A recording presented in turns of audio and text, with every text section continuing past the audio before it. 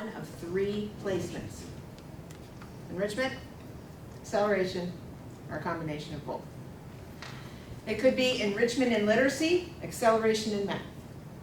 We can't just assume if we've got a math precocious kid that acceleration is enough for them. Because sometimes those kids learn really, really quickly. I think it was Anne, you were saying that maybe, and maybe I didn't have to get your name either. Sandy, talking about how, what kind of data are you using when the instruction isn't there? Are we using pre-assessment? Are we looking at how much did they know at the beginning of the unit and then retesting them at the end? I mean, granted, I wouldn't pre-test them unless I'm going to use the information, but we're not there yet in all schools. Sometimes it's just a fight to get that pre-assessment in at the beginning of the unit. But when those are some of the things that we can use as data to back up that, hey, there's some other stuff going on here. How do we get that information? I mean, we're overworked with 65 non-dual identified, dual identified. You could be at the 70 mark plus teaching. I mean, how do we go to classroom teachers and say, give us, you don't even have time to meet with them? I hear you. I'm not going to solve the system issue. That's a system issue. That's not a gifted issue. It is. It becomes a gifted issue. Yeah, because if we want to use that, Right. that information, how do we? You as a gifted support teacher have to start conversations with curriculum. Gifted, my job is 80% out of the Bureau of Curriculum Instruction and Assessment. What we do for gifted kids is all about curriculum. It's the curriculum decisions we're making. So 20% of it is the rules, the timelines, the signature pages, do I use a NORA, do I use a NOREP, all that kind of stuff. But the heart of what we do for gifted kids are all curricular decisions. So I don't know how many curriculum people we have here today. I know we've got Denise. But I would very much suggest that you go back to your schools and talk to your curriculum person. Because they're the ones who know what the assessments are that can be used.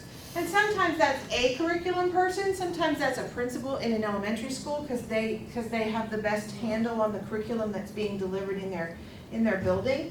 But that's what we're here for, is for curriculum. So I definitely would encourage you to make that connection when you go back. Anne and then Jenna.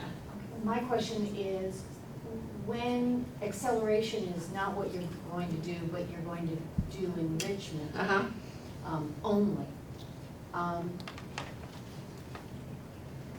those goals would look very different from those for acceleration, am I correct? Or am I We're gonna also- get there. Okay. We're gonna get there because I actually have one for you. Okay. Same goal.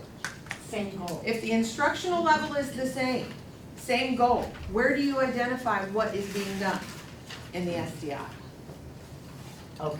Okay? But, all right. Hold on, we're gonna get there. Yes, Jenna? Well, and I feel like this idea of pre-testing it's gained steam over the last couple of years. Good. It's just how it's being used, Aha. and if it's being used appropriately. So Right. what I'm seeing happening is some teachers fly with it and are able to differentiate. But what I'm also seeing in some of the places is that administration will say, pre-test, everybody in the grade level is gonna be working on the same concept for these 10 days. And if you finish that concept early, just fill in with the project.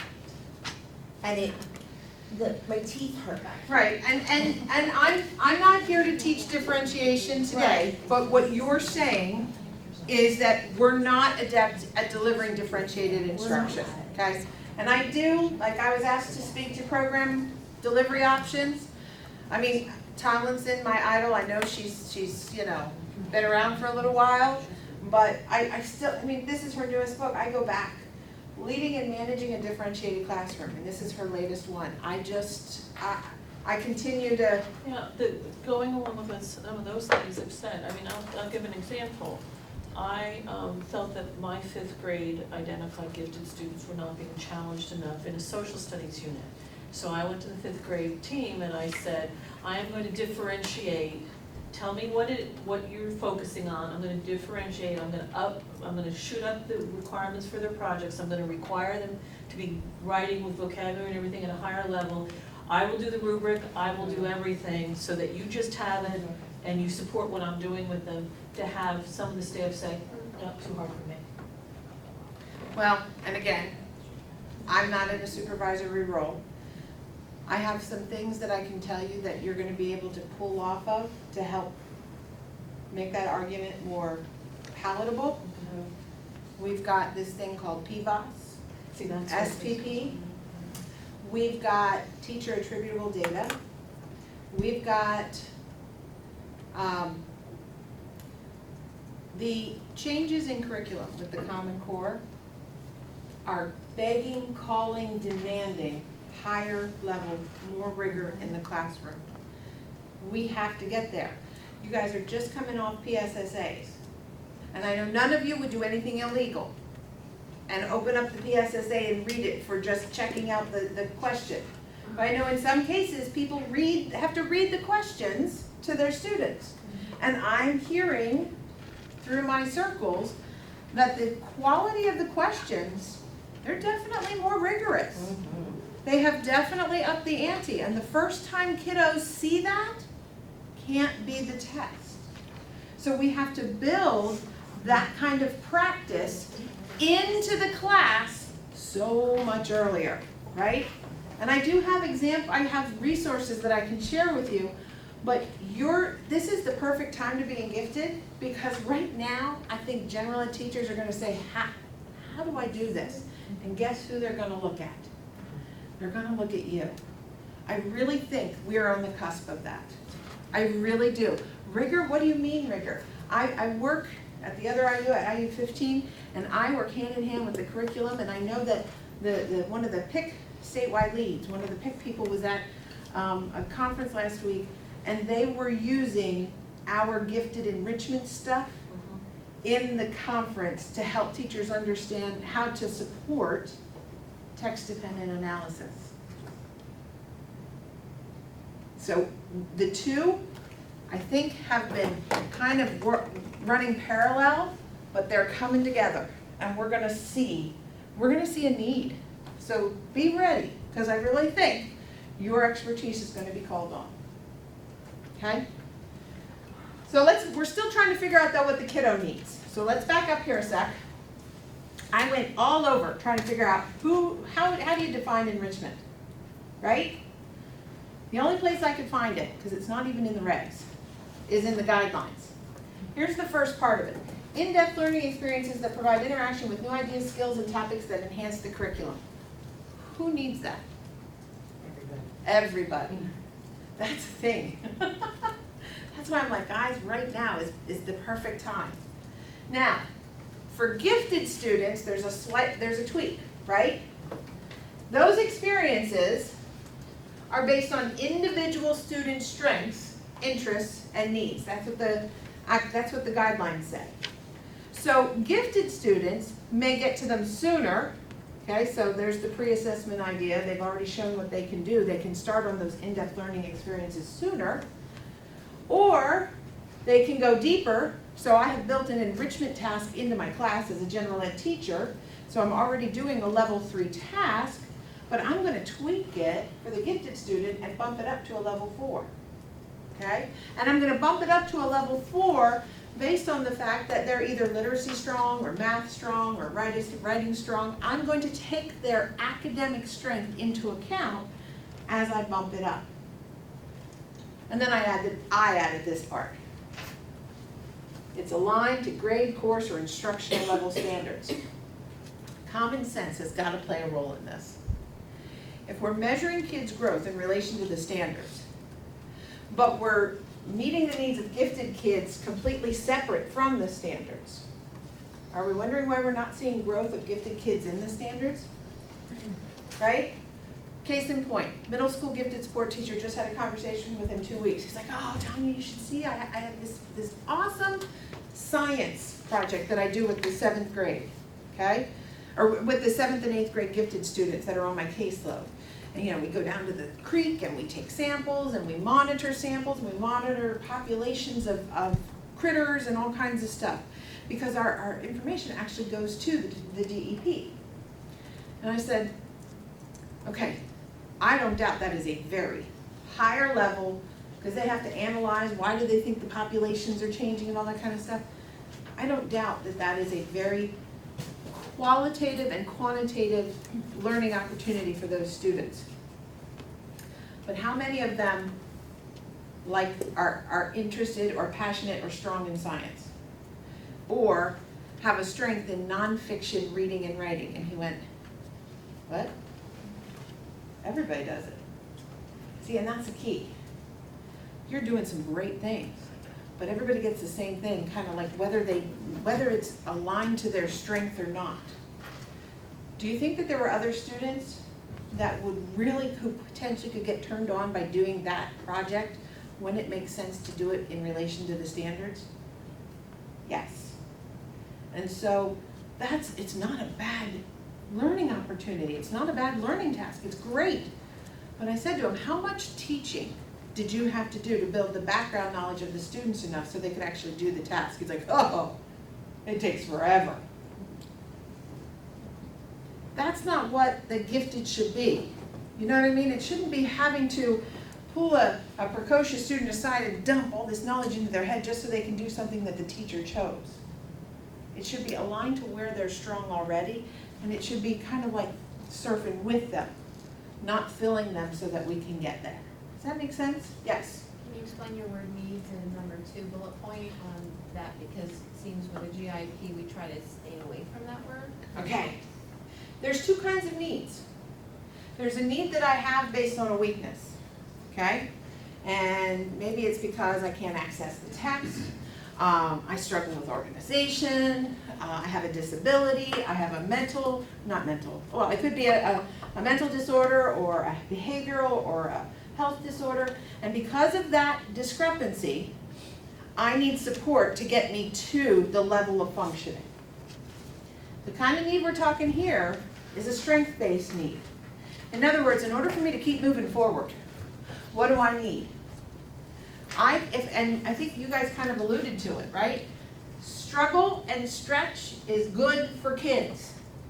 They have to struggle and stretch in the areas in which they're already demonstrating a strength in order to keep moving forward. So when we talk about needs and gifted, we're talking about strength-based needs, not weakness-based, not discrepancy-based. In order for me to continue to grow in my math, where I'm already working above level, I need more. I need enrichment or I need an acceleration. This idea of enrichment, gosh, we've heard it called so many different things, right? And it depends which researcher you're talking about. Doesn't matter, it's all enrichment. Level 3 and 4 in WED, right? Critical thinking, collaboration, creativity. Rigor's not in here, but relevant, real world, and authentic. Taking new knowledge, new skills, and applying them in a meaningful, authentic way. Wiggins and McTighe, I don't have my understanding by design, but they look at it, they call it that level 3, right? Extending the learning. We've been doing this for a long time. And we've been doing it for general ed kids, and we've been doing it for gifted kids. We just have to make sure that what we're doing for the gifted kids is tethered to the standards and their strength areas. Otherwise, it's kind of like a balloon that it's not tethered, right? They just kind of drift. And how do you show growth when they just kind of drift? Yes, Ann? If a high school student is beyond the expected standards for a content area, Yep. then to what standards do you align it? Okay, I'm going to answer you the way the hearing officer answers this question. Oh, good. No, I'm serious. Okay. You cannot get compensatory ed for coursework that's outside of your K-12 curriculum. Okay? Okay. So what that means for your question is that once the student has exhausted everything that is in the curriculum, we're kind of done as far as present level. You know, we can define present levels within our K-12 curriculum. But when they exhaust that in a particular academic area, then we're really hard pressed to establish those. So, But can't they do an individualized research project or something that takes them beyond, but now you just don't have it tied to a standard because they've exhausted the standards, right? I would rather look at that as an enrichment of whatever that last level of standard is. Here's what I mean. Oh, so take the last level of standard and say you're enrichment, okay. Now, this is not our topic for today, and I would encourage you on May 26th that if you want more information about the topic I'm about to mention, join us in the webinar. But I do think that we've got high school kids who are not in need of specially designed instruction, okay? And that we should be considering reevaluations for them to determine if there are any services that they still need.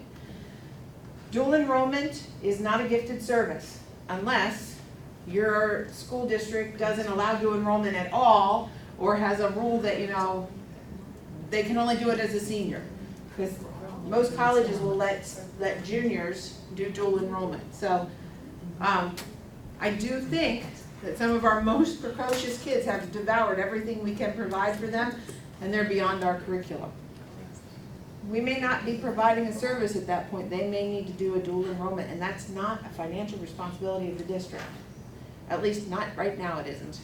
We don't have a case that's tested it, but the hearing officer has cited the Centennial case that supports not paying for college We courses. may have one coming your way. Not my way, hearing officer. We're in the same position where we will potentially exhaust all possibilities and See, we have a responsibility for the K-12 curriculum. We don't have a responsibility beyond that.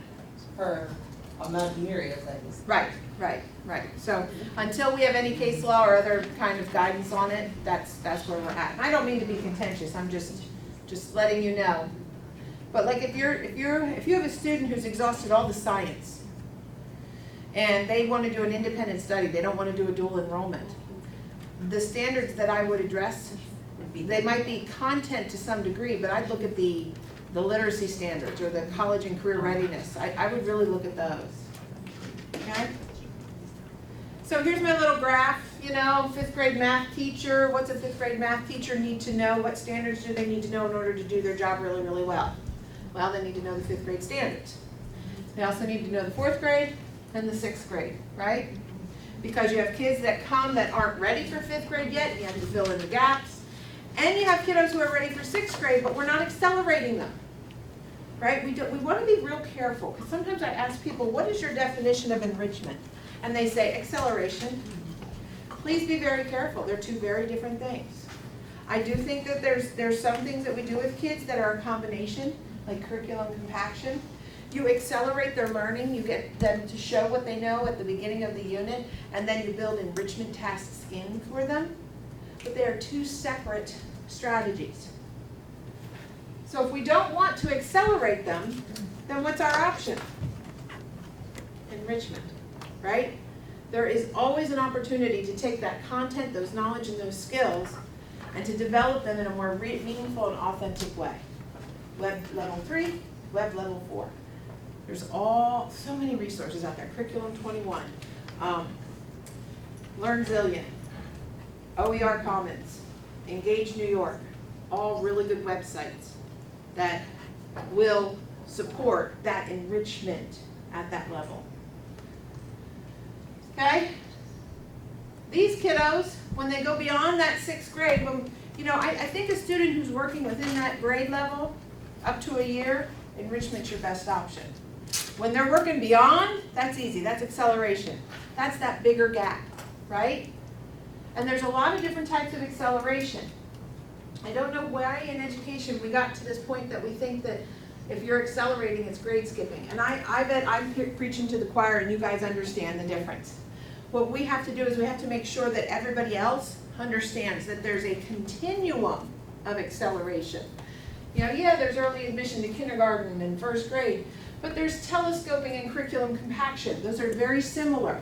They work just the same, except after a student demonstrates that they know most of the information in a pre-assessment, they take the next test. They don't do the enrichment. So you can get like 2 years worth of learning,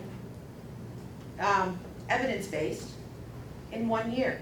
Some schools are very leery about, I don't want them to miss access to any of the skills. Grade telescoping is a great option. If a student takes a pretest and knows 70% of the information, provide direct instruction in the skill area that they're missing. Retest, And if they've got it, move on, right? Some kiddos learn that quickly. I will say, with the Common Core, there's an increased emphasis on not just the ability in math to compute, but the ability to apply those math concepts and to write. So I'm seeing schools where students who have traditionally done very well on these pre-assessments, because they've got the computation, don't have the application. And that's something we're gonna have to work through. Jenna? The districts that's saying they're either doing enrichment or acceleration, but if I'm doing acceleration, I'm only doing grade skipping, is really not doing Correct. So by saying that they can pre-test and then they have to wait the 10 days for the rest of the grade level to complete the concept, we're not doing a service to That kiddo. that kid. We're Right. not meeting their needs, and if it's a identified gifted student, we're not. We have additional regulations put in place that hold us accountable to meet that student's needs. And Jen, I think you bring up a really important point, and I didn't include this slide in here, but it's in the one I do on strength-based. Chapter 4 is actually more stringent than Chapter 16. Chapter 4 says we are challenged to teach students to their highest level possible. So you just described for me two kids who took the pre-assessment and had to wait the 10 days to do something meaningful. One identified gifted, one not. Chapter 4 applies to both of them. Chapter 16 would only apply to the gifted child, but in either case, both of them need something. Let that sink in for a minute. Say what you said again. Okay. The challenge to teach. 4.1, 4.4, and 4.11. Those are my citations from chapter 4. 4.1 says we have a responsibility to who? All kids. 4.4 says that the LEA has the greatest flexibility to do that. And 4.11 says that we are to challenge them to their highest level. Then chapter 12 fills in and says it's not just the academics that we need to support, but it's also the behavior, the social, emotional, and so we have systems in place to support that as well.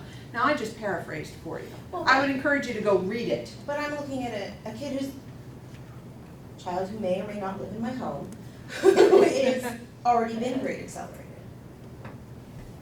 Could probably be grade accelerated again, but based upon that social emotional, not acceptable, not appropriate. So we're stuck in this. That's a whole other thing we need to work on in Pennsylvania, is holding kids back because of social emotional. Well, It's something we need to work on. yeah. Because the Nation Empowered just came out in April 15th. And one of the big key research pieces that came out of it is that not only does acceleration not hurt the social emotional, it actually supports the social emotional development of gifted kids. And they did longitudinal studies of students who have been identified gifted and accelerated, and they've looked at them down the road. So I think this report will help get some conversation going. There's one case in here where the hearing officer or the school district cited social emotional concerns as to why they didn't accelerate. That does concern me. But that's not our job today. Yeah. We're getting off on a tangent and I That's apologize. what you do when you put a bunch of gifted people. I know. Together grades. This, I really think gifted students, a lot of times, they need combinations. I've been in situations where I've had administrators or teachers tell me, look, we enrich, we don't accelerate. And Dr. Curl would say, you can't say that. You can't say just because you enrich, you don't have to worry about the other one. The regs are very, very clear that you're to enrich, accelerate, or a combination of both based on what the child needs. So they may need both. They may need acceleration with enrichment on top of it. Yeah, acceleration, because they may learn that quickly. So how does this populate a GIEP? Whoops, I didn't change my animation. Okay, so now you have your GIEP in front of you, right? This is the annotated tool. If you go to the very first PLEP section, right? Present levels of educational performance, academic strengths. Here's all the questions you should be thinking about. How would you characterize the student as a learner and a thinker? What have you observed in or out of the classroom that has enhanced or prohibited this child's learning? I want to go back to, what is your name? Sue. I want to go back to Sue's question about needs. Let's say we have a gifted student who struggles with organization. I know, shocker, right? Okay, but bear with me. Middle school boy, I own one of them. What is already in place in the general ed curriculum to support their organization? Yeah. Okay, right, you're right, we're not about the quality of the enrichment, that's a whole nother session, we can't do that in 2 hours, you're absolutely right. You're right. We've got so much professional development we need to do. Mhm.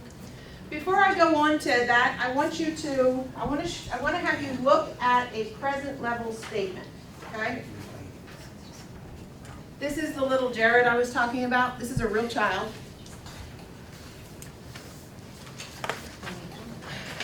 This represents a present level statement that we wrote for his GIEP.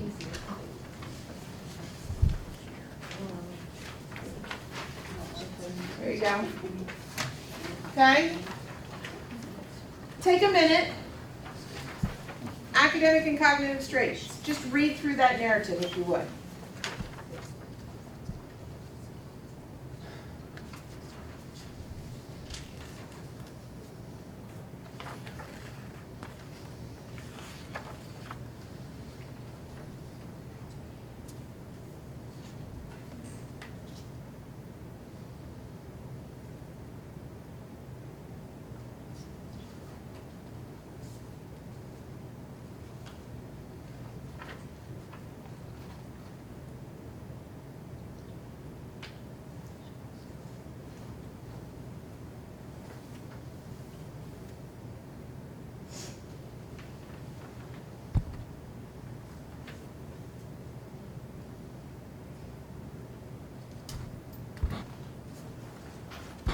Okay, so Jared is a current age 6th grade student.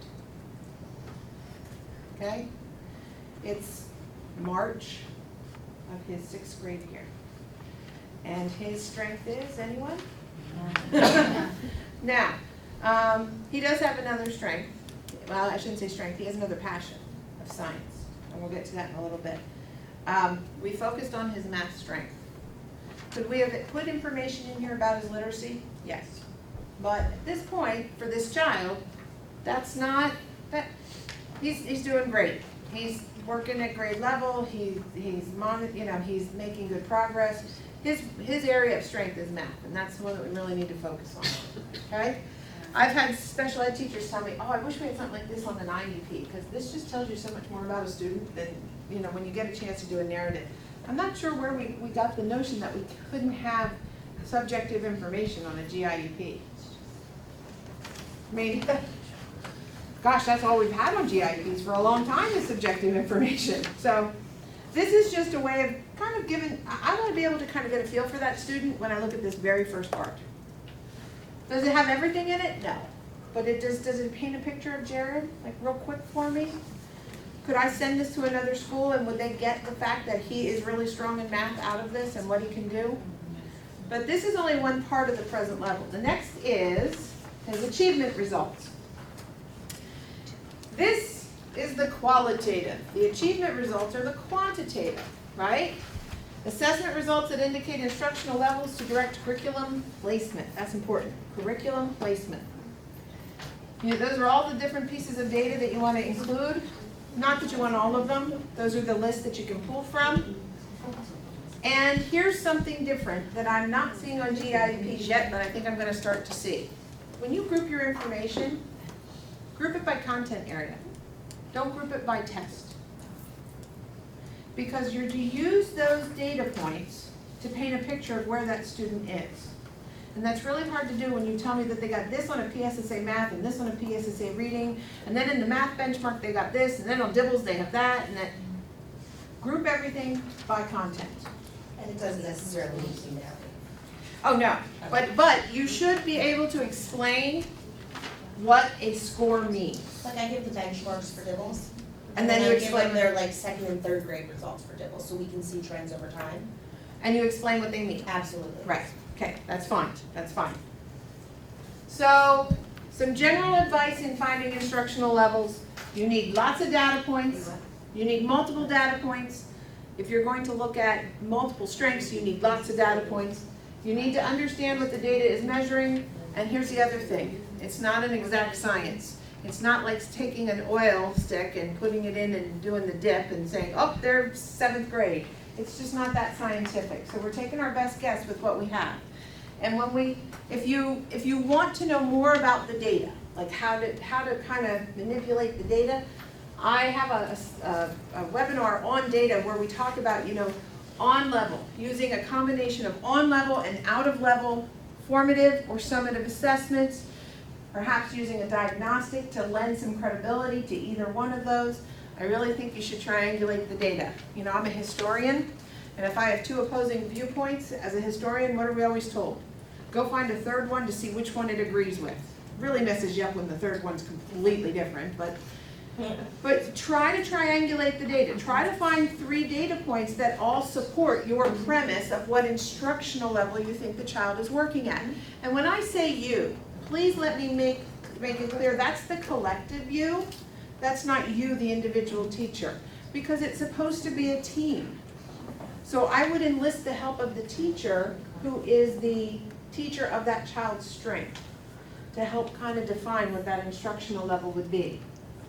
Okay, so let's take a look at Jared's. I'm going to read this for the camera. I probably should have read the other one. On the previous year's 5th grade math PSSA, remember he's a 6th grade student, he scored in the 97th percentile. I would caution you not to put scale scores or performance indicators. Use percentiles. Because saying a kid's advanced or got a 1064, what's it mean? But when you tell me he scored at the 97th percentile, now I have a sense of, wow, he scored better than 96% of all the other kids who look like him who took the test. That means something. And percentiles, you can compare multiple different tests. You can look at different tests and say, he was in the 97th here, he was in the 98th there, he was in the 95th here. Oh look, they're all kind of agreeing. As opposed to, he was advanced here and superior over here. Right? This means that on a grade level assessment that is composed of coursework that is approximately 2 years below his instructional level, he scored better than 96% of all the students across the state who took the test. Okay, because he is working above his grade level. Jared consistently scores advanced on his 6th grade level Foresight benchmarks, but no out of level benchmark testing. If he is working 2 years above, what do you think his instructional level is going to be? He's a 6th grade student. It's either going to be 8th grade or 7th grade, right? 7th or 8th grade. And actually, every time I do this, I try to tweak the dates. He's working at a 7th grade level in most of his areas. He has some areas where he's working at an 8th grade level, and even some areas where he's working at an algebraic level. Why am I using 7th, 8th, and algebraic like that? Do you know? That's when it switches over to the course. What does this state? What grade level do they assign algebra to? 9th grade. 8th grade, we call it 8th grade, but it's pre-algebra, right? And 7th grade is 7th grade. So we kind of get caught up in the courses the names we call them, but I'm comparing everything to the state standards, not to what your school is calling them. And that's kind of important because what you're going to see here is he's working at a 7th grade level, but he's taking pre-algebra, or he's working at an 8th grade level and he's taking pre-algebra. So he's already working at his instructional level because the school's already providing it. That is potentially, what's that potentially mean? He may not need specially designed instruction. Okay, so that's what I'm trying to get you to kind of consider. And Yeah. the SCI shouldn't replicate their participation in the course either. Correct. unless you're gonna do something different. The SDI is only if you're gonna do something different, So okay? if I'm putting like a fifth grader in a pre-algebra. Right, but if that fifth grader can go into pre-algebra already, then that part's already taken care of. It's if I'm going to do something different for the pre-algebra students sitting in that class. Like maybe I'm going to do pre-assessments for identified Or students. extension. Or extension, right. So if the child is presently being accelerated, it doesn't have to be part of SDI, yikes. If, go ahead, keep going. If they just naturally flow into the acceleration for the next year. Correct. So I have two third graders right now who are pulled and they're doing fourth grade math. They you know, and I put it this year in their GIEP because it was something new. But next year, because they will just continue with that acceleration, that's no longer part of SDI.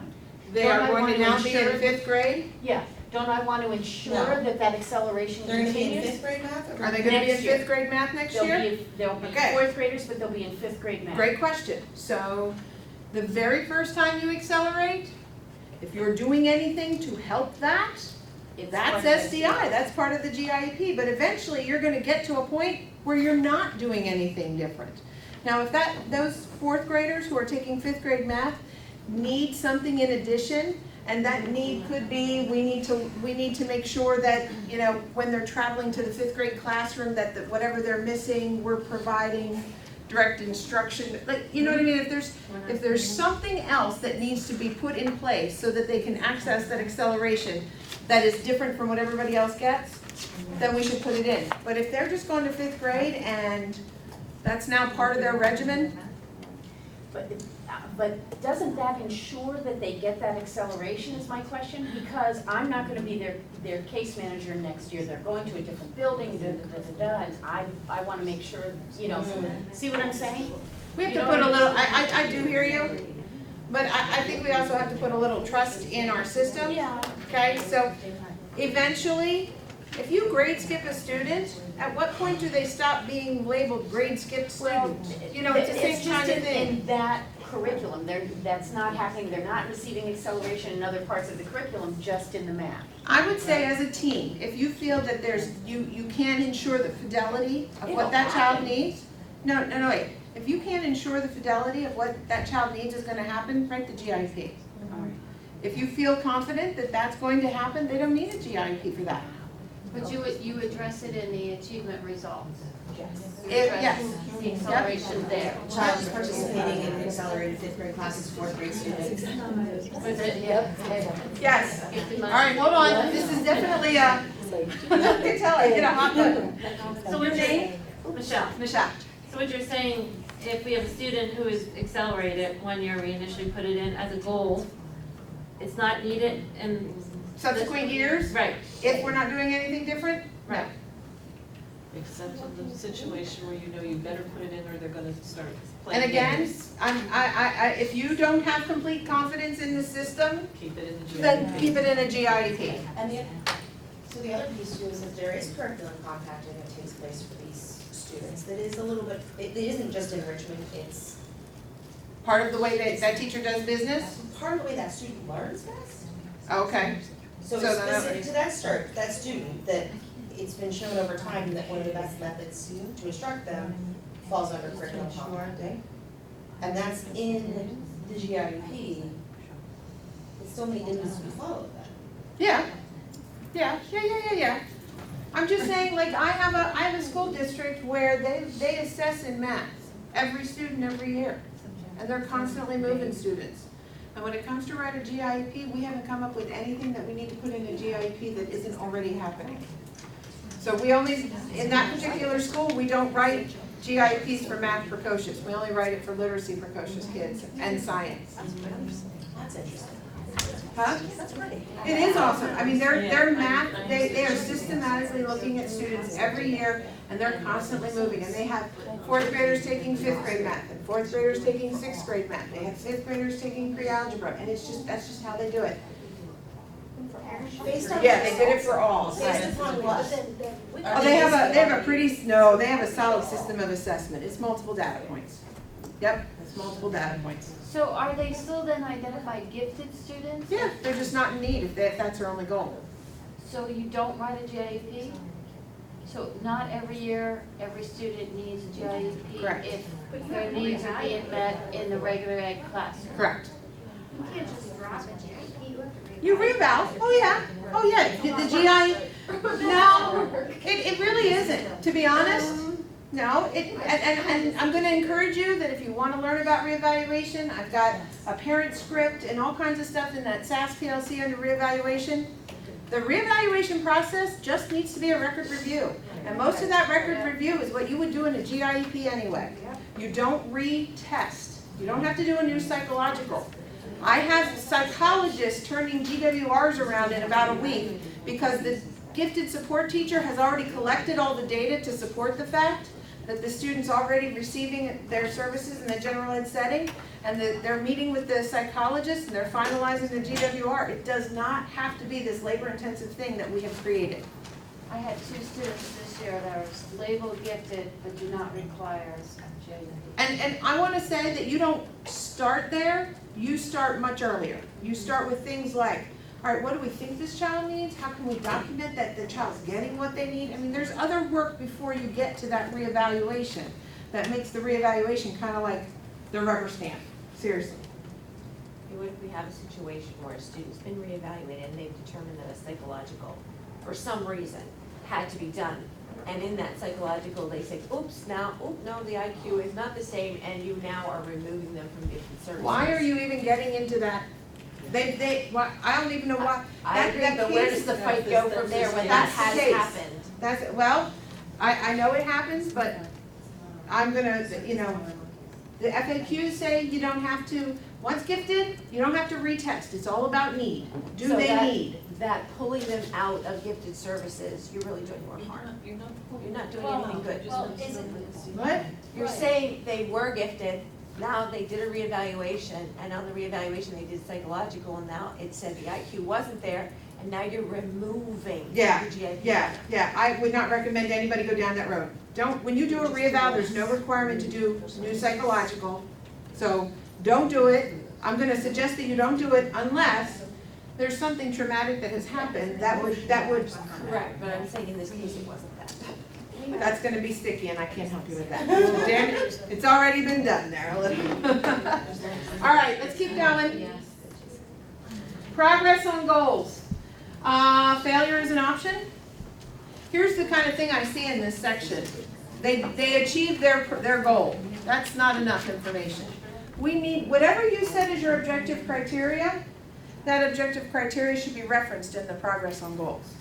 So if you set your criteria that they're gonna score an average of 95% or better, then you need to report that in the goal. You need to, whatever that objective. When we go back to that goal about fourth graders taking fifth grade math, this is where we should state students How that they're progressing well during the fifth grade math. This should continue Correct. for. Correct. So it documents that within the document. That's right. Okay. Yep. So like in other words, you have in your previous objective that they would score 85% for the proficiency on rubric testing in relationship to oral presentation or whatever it is. Then when you're doing progress and goals, student met 85% proficiency according to established rubric Yep. on oral presentation. Or whatever it was. It was Whatever the 85 or it was is. 92 or whatever it was. Yep.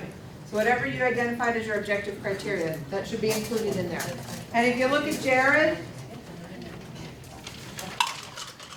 it's on the back.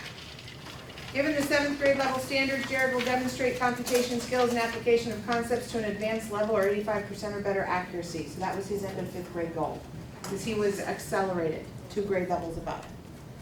Jared is on his way to completing his goal. Remember, this was written in March. His final average on the 7th grade level currently is a 96.7. Okay, so he's well on his way to achieving his goal. Way to go, Jared. Okay? What'd you say? Way to go, Go Jared. Jared, that's right. The next section, aptitudes, interests, specialized skills. Here's where we address everything else, right? I refer to this as the kitchen sink. In Jared's case, Jared has a passion and interest, a passion in science. He self-reports that he enjoys the pace of instruction and opportunity to compact when a unit is of high interest. His science teacher has allowed Jared to develop a science fair project with another classmate, and they've been working through the process whenever he has demonstrated that, he has the skills in a particular unit secured. So do you think pre-assessment's going on in this class? Yep. In speaking with his science teacher, the team was assured that next year's science class will operate in a similar manner. So there wasn't a need to write a goal because we're identifying what has worked well. Obviously, they're doing some compaction and some enrichment, but we don't need to write a goal for it because it's already happening. Sandy? Kim, Tammy, Sandy, Anna, Jenna, okay, got it. Kim? In this section, would it be okay and appropriate, I work with a lot of middle school students who are gonna be transitioning to high school, and I have them fill out questionnaires, giving me more data, especially focusing towards their goals and interests and what they want to study, and where they might be interested in going to school, and Yep. I include that in Yep. that section. Yep, perfect. Okay. Yep, absolutely. We don't write transition plans for 8th grade gifted students. So to me, that's, what you're describing is that's how we get it in there. That's what I'm trying to do, yeah. Yep. Grades, classroom performance, include the scale if needed. Okay, so you'll see that I have included his 6th grade performance. Yeah. You know what, I apologize, I messed some of my numbers up. It should be 5th grade it should be, he's actually in 6th grade. This is the grade he's in, and please don't mess up, okay, so here's what I did. He's a real student, but we actually wrote his goal, the goal that exists for him. I tried to tweak it for you guys today. He's actually, we wrote an end of year pre-algebra goal for him and an algebra goal for him because his GIP in real life occurred in January. So we actually picked up the second half of the first year, like when we're writing it, and the first half of next year. What grade And is he so in that first half? in the first half, he's actually in 6th grade. He's in 6th grade, okay? And he's demonstrating performance on 7th grade level concepts because we're gonna write an pre-algebra goal for him. Okay? Sorry.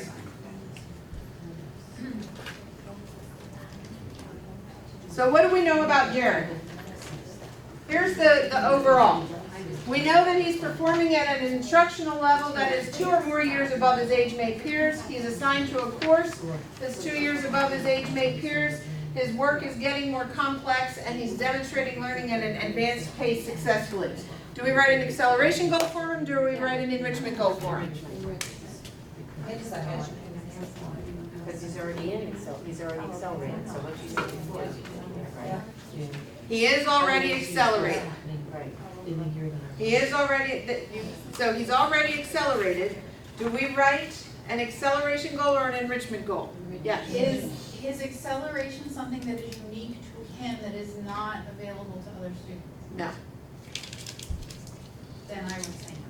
So we don't write an acceleration goal. We don't need to write an acceleration goal. So does he need a GIEP? What? If he needs enrichment. So the goal should be a goal that includes enrichment if enrichment is not what we're providing to the rest of the class. Because he learns precociously. Do you see? So here's a suggested goal.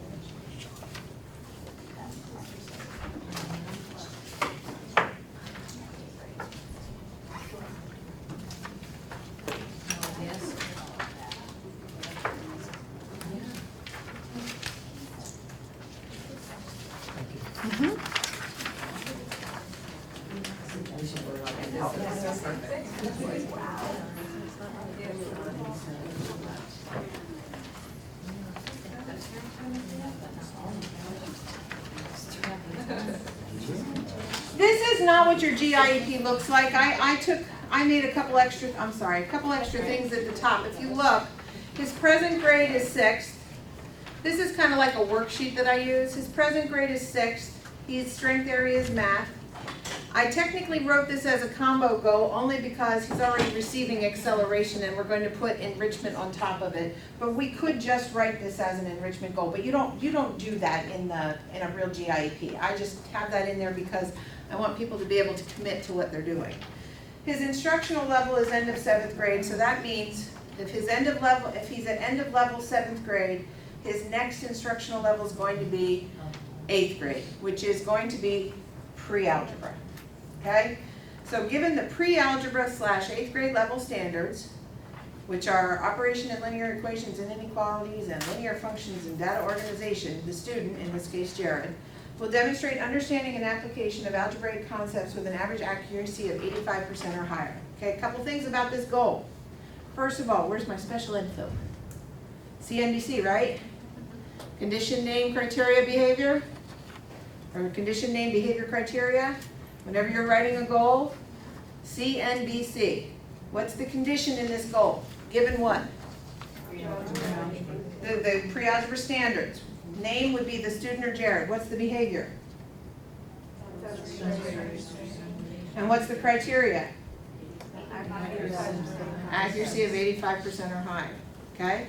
Now, is there a magic wand that says 85% or higher? Okay, could we put something else in there? Who decides? The team. The team decides. I don't think I want a gifted student who's accelerated performing less than 85%, first of all, because in my system, an 85% is a B. And to me, that's the minimum proficiency. But you know, I also have to look, what comes after pre-algebra? Algebra. Do any of your schools have requisites for taking algebra? Do they have to get a certain score in order to get Yes. algebra? You know, I may need to look at that. If it's a B to go into algebra early, you know, earlier than 9th grade, then I'm okay. But if it's a C, if they have to have a C or better to go into algebra, I may have to have a conversation with the team. I would still probably err on the side of if I have an accelerated math precocious student, probably wouldn't be okay with a C. Probably the parents wouldn't be okay with a C. But I'd still have that conversation. I've had meetings with parents of students going into the high school with that same thing, where we put 85 down, and immediately it was, oh no, that's not good enough, I want my child to get at least a 9. They wanted 90. So through the meeting and the team, it got changed that way. Yeah. So I don't want anybody to say, oh, Tanya said 85, that's what it's gotta be. It's not. That's the team decision, okay? Now, my short term, let's keep going here. Okay, so there's the goal. Things about goals. Is this goal annual? Yes. Broad, big, aligned to standards? Is it individualized to Jared? Okay? Is it based on his strengths? Is it evidence-based? Is the goal clearly evidence-based? Yes. It's implying, right? There's 85% of something, but we don't know what that something is yet. So we're going to have to do a little work there. And does it describe what the student will achieve? Okay? I'd say yes, that's the evidence piece, right? Next, the short-term learning outcome. We have to break the goal down to its components. Because by rights, remember you said earlier that it might not be enough for a gifted student to grow 1 year for 1 year in school? Then we need to be able to define how would a student achieve this goal earlier than 1 year, in which case they would be making growth that's more than 1 year for being in 1 year of school. So you got to break the goal down to allow for it to be achieved early, and you can have as many short-term learning outcomes as you need, but you can't have just one. You can't restate, because if you have one short-term learning outcome, all you've done is restate the goal. Okay? And now you've pretty much established that what gets you through the course is seat time. Okay?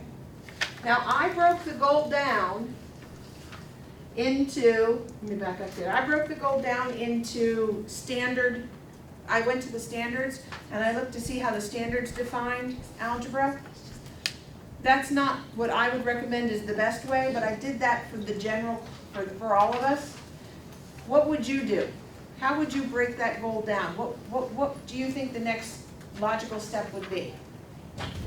I would think of, critical thinking skills and making, well, I guess not in math, but but making Critical that part thinking of it. skills are important in math, but do we assess critical thinking skills? No, I wanted some, We do, but in the context of the content, of the content. on what basis?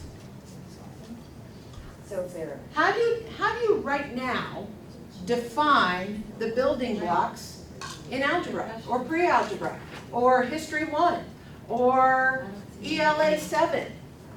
How do you define? application of whatever they've learned. Think curriculum, guys. Think curriculum. It's the units.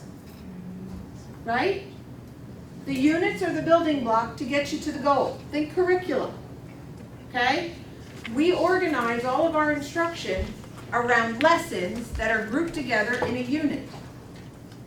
We pre-assess at the beginning of a unit, or at the beginning of a major shift in focus. So your short-term learning outcomes are based on the units that are taught in that content area. Yes? So, earlier this year, I sat down with my 8th grade literacy teachers. Right. And asked them to go over with me different units Yep. that they cover in their curriculum. Only instead of breaking it down into 1, 2, 3, 4, 5 different objectives, I had just put it in as, well, apply and demonstrate mastery of writing genres, writing strategies, grammar, vocabulary, and public speaking. Should those all be broken into a separate? I think they should be broken into at least genres. I think there should be a narrative genre, writing genre, informative genre, because you haven't told me how I can get through that quickly. You haven't told me how I can get that sooner than a year. Okay? I think with writing, you could have less short-term learning outcomes if you define the genres. You could say something like, if it's a writing goal, you could say that given the different genres, informative, narrative, and expository writing, the student will demonstrate mastery, the student will communicate effectively, and then you've got your objective criteria, yada, yada, and you could say that they're going to do a minimum of 2 each marking period. Because now in your timeline, you've told me how I can get to it, because maybe I do 3 in a marking period, and I'm getting done sooner. Okay? But I want to be able to look at those short-term learning outcomes and say, how can I get this done earlier? So we can break it up into writing, listening, speaking. Yeah. Or reading literature versus reading nonfiction. Okay. Okay, there's a variety of ways that you could, I'm just saying you can't just have one. Right, and like, I'm hearing that, and I get that now. I think my biggest problem is I'm gonna need to go back and reassess the way we are broken up at the middle school. We have the advanced kids, and they kind of cluster all the gifted kids together in one section, and they push them farther and faster and are differentiating for them, but it's being offered to all gifted kids that way. It's not something that's unique, it's not something that's just for that child. And in my school, which is massive, I have 32 in 8th grade this year. So, Who are all literacy strong? no, it's just because they're gifted, they're thrown into that section. Yeah, I get that a lot. Yeah,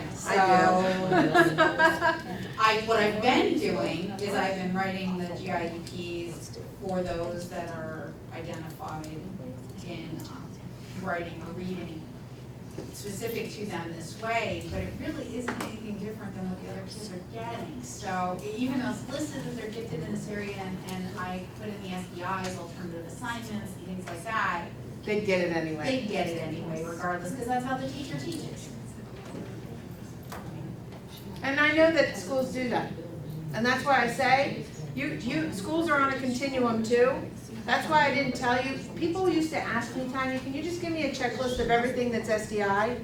You can't, because it has to start with what's in your building first. So you inherit a GIEP that wasn't written as a strength-based document. So now I have students with an organizational goal that is not an organizational goal, yet it's support service. And that needs to be removed from the goal section. To note that it's just, it properly belongs as a support service and to list it there accordingly is all that needs, in the progress on goals would be a That's what I would do. Okay. That's what I would do, to get it out of that as a goal. Yeah. I mean, unless you're a stellar organizer. Everybody struggles with organization, I do. You know, the thing is, here's the difference, and this is what I'm trying to get parents and school districts to understand is, this, we have had more support in the last 3 years around gifted than we've had in the last 15. So it's not that chapter 16 has changed. It hasn't changed since 2008. It's just that we're doing, hopefully, a better job of supporting what that all means. And so that's what I say to parents. Say, you know what, without that, without some of that constant suggestions and support and guidance and modeling, districts have done what they can with what they have. They've done what they, I'm not out to criticize anybody. We're all in the process of learning. We're all trying to get back on track. So that's the conversation I would have with those parents, and that's the conversation I'd have at your level around that organizational goal. And then in some cases, it may just be that everything that's listed as goals are support services. So then the discussion is, your child's really not in need of specially designed instruction at this point, they can't be met outside. Just make sure you have all that data. All right, I'm looking at the time, and I really want to get to the end of this because I don't want to leave you without the GIEP writing. You guys have asked lots of good questions along the way, so I feel like at least I'm honoring that part of it. But I do want to just talk about the short-term learning outcomes. The objective criteria needs to be measurable, and it should agree with the criteria on the goal. So you're not going to say 85% in the goal and then say 70% in the objective criteria, right? You want to make sure that they agree. The assessment procedures: who, when, how often, how will the results be calculated? All assessments or just some types? None of you have that gifted child who doesn't do homework, right? That's what I thought.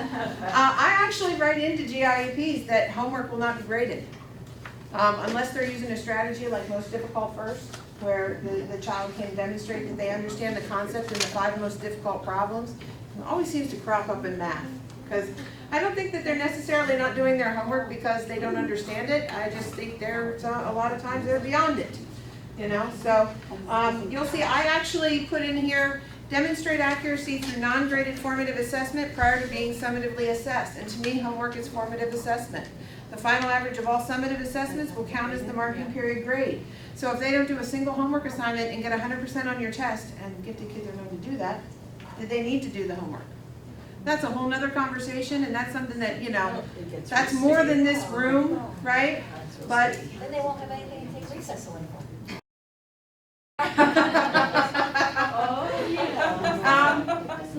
You can also include examples of summative assessments. They may include tests, projects, presentations. Okay? Timeline. You can't say things like ongoing. Please be as specific as possible. You can address them around marking periods. You'll notice I did mine. I looked at the month. So they're going to do a unit on number systems, and that's going to end right around October. So that's why I put October. Here's the thing. The requirements in Chapter 16 require you to provide progress on goals how many times a year? Anybody know? Once a year when you lay the GIEP down. I thought you were gonna say that you were gonna have to give us As a parent, is that how often you want progress on goal? No. All right, so a lot of people will put things in here like, you know, progress will be reported on report card. Not everything always coincides with report cards. And you don't necessarily have to provide progress, but if you get a phone call from a parent in November that says, where's my child in relation to the goal? You should know where they should be in November. So you need to make sure that these timelines have more meat to them. Yeah. Okay? Specially designed instruction. Now we're getting to the crux of the matter. Okay? I have a second goal here. Not necessarily for Jared, but I have a second goal. And you're going to, I want you to turn around, I want you to turn it over, and I want you to look at the SDI. So this isn't Jared's goal. This isn't Jared's goal. It is actually Jared's goal, but it's not for Jared. It would be for another student. But has the same strength as Jared. Yes. about going to Jeremy. This particular student, in this particular student's school, they didn't have acceleration. So acceleration was an SDI. So if you look on the back, if you look at the two goals, the goals are the exact same. They're the exact same goal, the exact same short-term learning outcome. But look at the back. That's where the difference is. That's what you're doing differently for that child. This particular kiddo is in a school where acceleration isn't part of how they do business. And on top of that, this kiddo does learn quickly and may need some enrichment. So we just looked at enrichment a little differently, right? I put the most difficult first strategy in there. Okay, that's in this book. Denise, all of the IUs got this book, Teaching Gifted Kids in Today's Classroom. I wish they would just take out the gifted word. Teaching kids in today's classroom. A lot of strategies in here that are great for gifted kids, but also for advanced learners. One of the strategies, most difficult first. You identify which of the problems, which of the questions, which of the parts of the assignment really encapsulate the highest level of thinking you want kids to do. And if they can do that one, they don't need to do all the other stuff. Do you have a wish list with these things on it that we can?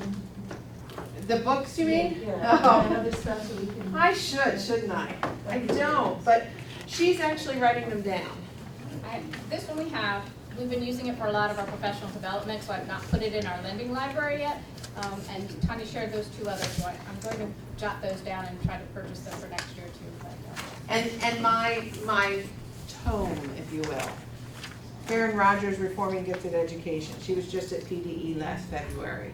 She's coming out with a new one. She's one of the contributing researchers for A Nation Empowered. You can tell this book's been used heavy. Reforming Gifted Education, and actually she signed it for me. This is what she wrote. So happy to finally have met you. Seriously? I mean, I was just so thrilled to be able to meet her. She's just such a dear, sweet lady. Yeah, I'll leave them here. The Today's Classroom one has a CD that goes with it, correct? You can either buy just the book or you can buy the kit. And the kit does have a DVD. And it also has another session in there to lead professional development in your school. Another resource. All right, getting back to this. Specially designed instruction. This is right from the regs. Okay? This is right from chapter 16. Specially designed instruction has to be conducted in an instructional setting. So if people who are doing gifted after school, that's not an instructional setting, okay? And it's happening, believe it or not, it is. I'm not making this stuff up. It has to be provided in an instructional or skill area. We're constantly coming back to this idea of some academic performance, right? Provided at no cost to the parents, provided under the authority of the district or by an agency, individualized, right? This is the thing that kills me. I think this is funny. Reasonably calculated to yield meaningful educational benefit. Chapter 4 is actually higher. Yeah, it is chapter 14 language. Yeah. When you go back to 4, or 3, provided at no cost to the parents, but that doesn't include dual enrollment that would be outside the curriculum with the K-12 curriculum, or does that? No. Nope. Dual enrollment, no, because it's beyond, that's why I led that whole answer with, what can a parent get compensatory ed for? Okay, they can get compensatory ed for anything within the curriculum K to 12. Okay, if that dual enrollment is beyond, it's not valid under SDI. Okay, provided in conformity with the GIEP. Here's the biggie, and my special ed folks are going to go, yep, you know this. Ready? It's a service, not a place. Okay? Let me say this very carefully and clearly. Pulling kids out to an alternate setting to work on a task that's aligned to their strength areas is very valid. But it's an SDI in relation to an academic goal. It's not the program. In 2008, the word program was taken out of the GIEP documents and plan was put in. Because what happens with a program, I'm not dissing some of the awesome things that are happening in there. There really are some great opportunities for gifted kids. You guys are amazing. I was one of you at one time. I know what those kids can do when you put them all in a room and they're all working on the same project. The problem is I've always had those kids in there who really didn't need to be in there or shouldn't have been in there because that wasn't their area of strength. And so I was individualizing for some of them, but not for all of them. And what happened was those kids who were in there who shouldn't have been got labeled underachievers. And it wasn't really their fault. We just weren't we weren't programming on a continuum in the area they needed. Okay? In the GIEP, we need a date for implementation, which in most cases will be the date of the GIEP, right? Except if you're kind of doing what I had mentioned earlier, where you have a GIEP in January and you have to start it the second half of the year, your implementation date for whatever that you start in September will be different. Anticipated frequency, stay away from minutes. Do, daily, per unit, once a cycle. Stay away from minutes. Yeah. Location. Is it in the general ed classroom, the gifted support classroom, an alternative setting like a library, college campus, computer lab? And then anticipated duration. Usually that's the length of the GIEP, but if you're doing this in the middle of the year, it may only be till June of whatever So the if I'm current trying period to is. pull out support as an SDI, this student may need it bi-weekly. But that shouldn't be their sole source of. Differentiated instruction, Correct. correct. And that pullout may be based on, whenever they're doing enrichment tasks, or maybe whenever they've demonstrated through pre-assessment, they've compacted. Okay? Support services, we're almost done. Allow student to access gifted services, okay? This is the LEA responsibility. In order for that student to make good progress and to know what's going on in the classroom and to be able to bridge that between their gifted support service and their general ed classroom, the classroom teacher and the gifted support teacher need to talk. The gifted support teacher does not have supervisory capability over the classroom teacher, and the classroom teacher does not have supervisory capability over the gifted support teacher. The person in the system who assures that that collaboration is happening or makes it available or allows for time or a place is the LEA. So you always put collaboration between gifted support and general ed teachers should be part of every support service. We have put that in SDI, it should be in support Okay. services. It's in support services because it's not what you're doing different for the student, it's what you're doing in order so that you can do whatever that different thing is for the student. Okay, so, and the transportation, we were always putting, what is the support service? We had put Yep, like that's bus, regular bus. Right, that would be a support service. So we need to put the collaboration and the transportation both in support services and remove it from SDI. If you're accelerating a student, we never just accelerate them, right? We write some sort of transition plan to make sure that that transition is smooth and that they're supported. That's a support service, right? If we have counseling for gifted students, maybe they need to meet once a month in group to kind of understand what it means to be gifted and maybe do some, some debriefing. That goes in support service. If the child has a 504, that goes in support service. It's what the system is providing so that the student can access all that other stuff. Yes? Okay, I had a student who was taking college courses during the regular high school day. Okay? And that required him leaving a class 5 or 10 minutes early every day. Should that go in there? The What were you teacher doing was for very him? nice. The teacher was very nice and accommodating, but what if you have someone who's not? So what I would put in here under support service would be something about special scheduling considerations. Like I would make it global, because you can't tell that teacher to leave them go. The only really person who can do that and who can authorize that is the LEA. So yeah, if it's something that the LEA, if it's the LEA's purview, to use a legal term, I would put it under support service, because you can't write the check or authorize the payment for busing. You can't write the check or authorize the payment for the counseling service. We were putting regular transportation in, but really transportation should only be in there if we're like transporting kids between a building to Right. access another course Really? or. Right. So, yeah, because we were putting regular Yeah, we transportation, started so we don't need that. No, only like, I used to teach in a modular, and the kids from all the different elementaries were bused to me. So I put transportation in their GIEPs, but there was a group who was in that building that didn't need transportation, so it didn't go in there. So the only really go-to is that collaboration. Yes, that should be in all of them. Okay. Well, another instance, it hasn't happened yet, but it could. We have some courses that might be offered one year at one of our 2 high schools and not the other. Oh, okay. So in order to exhaust what we offer, K through 12, it might involve shipping someone. We have that in a lot of our schools between 5th grade and 6th grade. We have 5th grade math precocious students who need algebra. And so what happens is they'll actually go to the middle school first. They'll take their algebra course, and then they'll get transported back to 5th grade. So that would be a transportation. Okay. Yes? How would you work at the high school level with GIEPs if, first of all, is an instructional setting, could it be considered something in the morning before school? Is that considered an instructional setting, like a gifted seminar? That's not their instructional day. So, When and is that's their all we instructional offer, day? that's all that's offered to gifted students.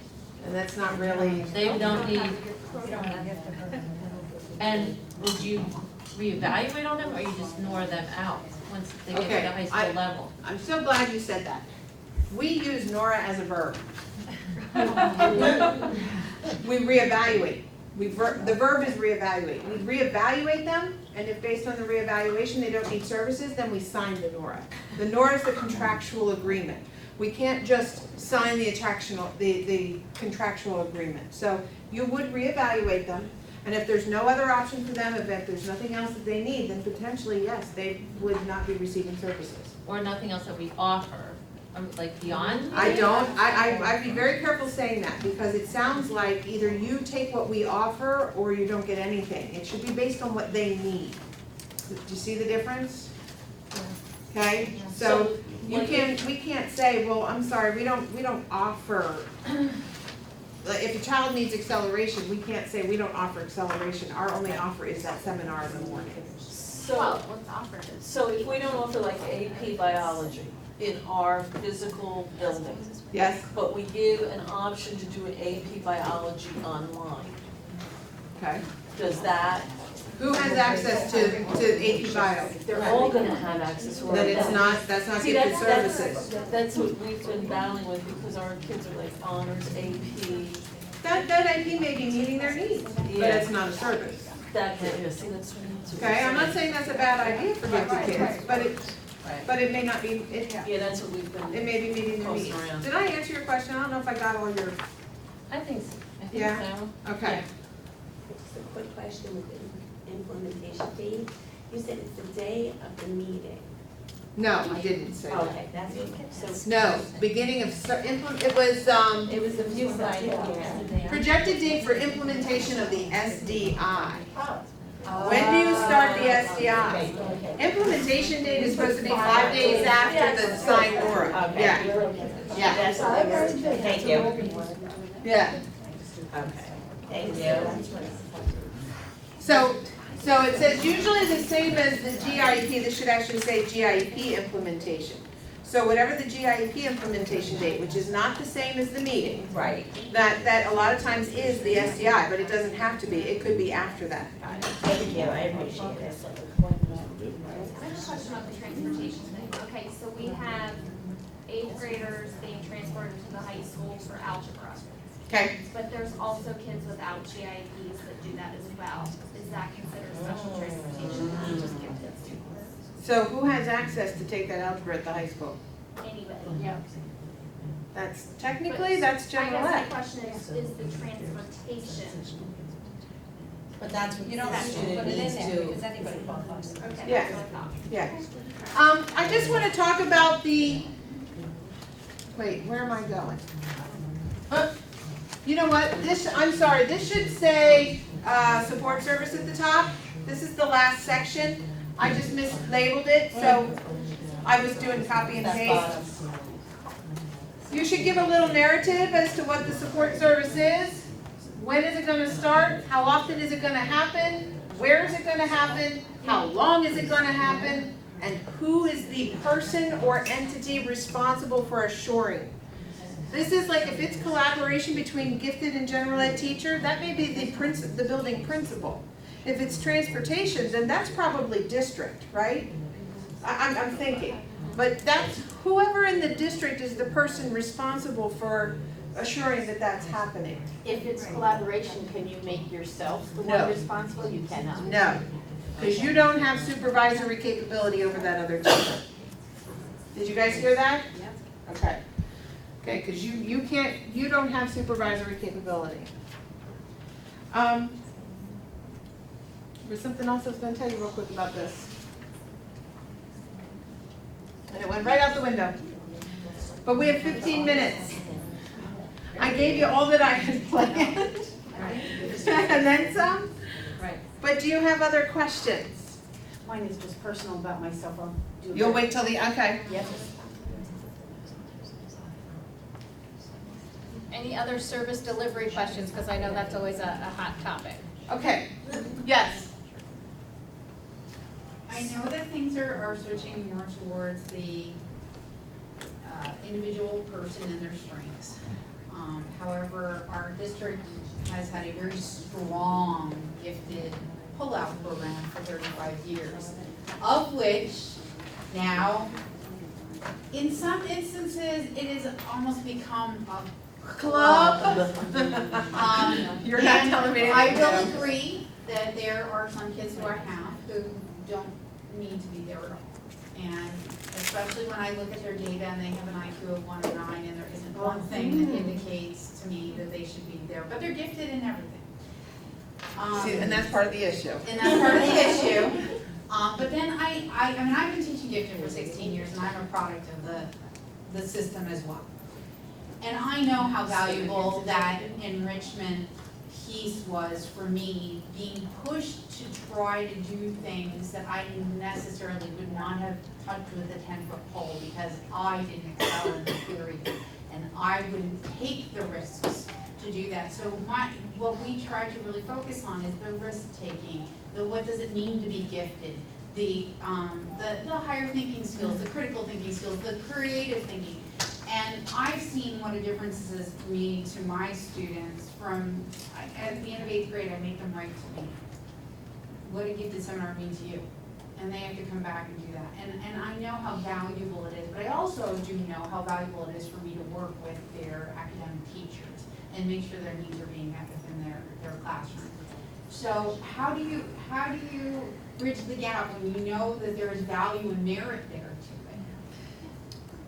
We're not doing that. We're just not doing it the way it's always been done, okay? You asked me about program delivery options. If all you do is change the GIEP, this will not work. You will hit too many obstacles and it will not be successful. For this to work and for education to work, you have to address other pieces. One of them is absolutely going to be how you group students, okay? Because you can have those conversations when they're grouped strategically. Okay, so that's why I bring up the cluster grouping handbook. This is not about clustering gifted students. This is about clustering students so that you narrow the ranges in the classroom, okay? Not that you track. You don't put the top 25% together, okay? You still have a heterogeneous classroom, but you have better defined flexible groups within there because a teacher in this day and age, to differentiate A to Z, what they hear is 26 different IEPs. That's not what differentiation is. Differentiation is grouping kids by like characteristics. 3 groups, maybe 4, right, in a class are manageable. Then the teacher has a reason to invest the time it takes to put all that differentiation together. And with you as a gifted support teacher that can help them, you can help the teachers that have those more precocious students in their classroom to start. Eventually, I am sure that some of the differentiated tasks and strategies that are developed for the classrooms that have the higher clusters of gifted students will make their way to other classrooms. Because it's just, that's just the right thing to do. That's what research tells us is important for kids. So you kind of hit the nail on the head when you said we've had this program for 35 years. We are bucking 35 years worth of tradition and expectation. It's not going to be easy, I feel but like it's right. there's a district right now that has gone to what you were just talking about with the differentiation, and as a gifted support teacher being able to go in and model it and work with, and then it is starting to spread out. The district wants to go back to that model of just roll out. Because it's easier. They want to take all, the gifted teacher is totally advocating for this. For the new, that for building it into the For core. keeping it the way it is with building it into the core, the new administration is saying, nope, we're gonna go back to this model. I want to see their data. I would want to have a conversation with them about their data. I want to see if by implementing a more comprehensive approach, has it impacted their data? Has learning changed? Why do they want to go back? What's the impetus to go back? Is it because it's easier to schedule? I'm sorry, JFK, right? We do these things not because they are easy, but because they are hard. And they are right. And research tells us this is the right way to do it. Borland says, probably the worst thing about gifted education is that one word, gifted. If we could just take that word out. We've kind of done it to ourselves as a profession. That club, yeah, it's, don't get me wrong though, I have just as many parents who call me and say, I am so tired of this, and they'll call it fluff, that's what they'll say, or they're like, this is not really meeting their needs. I mean, there are enough parents out there who are advocating for better services that are needier. Well, and that's probably part of the problem is we've over-identified in gifted. And our problem, we have a very strong middle school program that is very academic oriented and very aligned to the standards. Our elementary program, because we have multiple grade levels coming up multiple times, has been much more thematic. And that's why our parents at that level label it fluff and, oh, we can't wait till they get to the middle school level because they're gonna get more academic. See, so that's where our battle is right now. Well, nothing's going to change, for better or for worse, without a really hard look at data. Data is, name any profession nowadays that doesn't use data to make decisions. As educators, we're the last ones to do it. I mean, even you yourself, you don't go out and make a big purchase unless you check the data, right? It's so important to see what's out there. We have to get better at using data. I have even said to schools, don't change a single GIP goal until you get better at looking at that data. Because changing a goal and then not having anything to support it or to do around it could cause just as much problem, because it's kind of like taking a really big step without all the other support underneath it. So if I can give you one piece of advice, it's to really look at your data. And this sheet, people have told me, is helpful to get started. How are you using data? What data are you using? Are you reporting things as advanced, or are you reporting them in percentiles? Start to look at that. And Denise knows that, I can help you get to the raw to scale score conversions for PSSA and Keystone, so you know what scale scores at what levels and what content areas equal what percentiles. Yeah, it's like CDTs are coming out that and then say advanced. You But I have don't to, have a percentage. well, and, well, but there's a CDT scoring document and there's an individual report. You have to go deeper. That score in and of itself, you have to do a little digging. And they probably have CDT people here that can help you understand those reports, because you're right, they're very valuable if you know how to read them. If you don't know how to read them. All right. Thank you so very much, Tanya. Thank for you. sharing. All right. Thank you so much.